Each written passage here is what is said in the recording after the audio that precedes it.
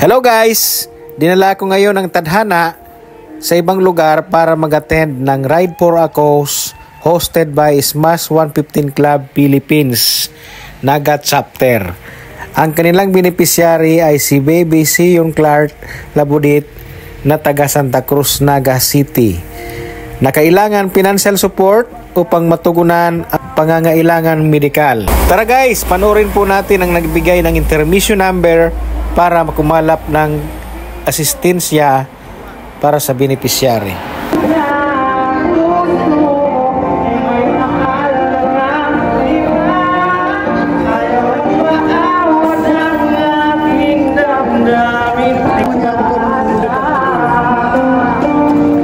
Ayan guys, makikita po natin na medyo konti na lang po ang nagsuporta dahil almost 10 AM na po ako nakarating sa venue. Issuance na po ng Certificate of Participation.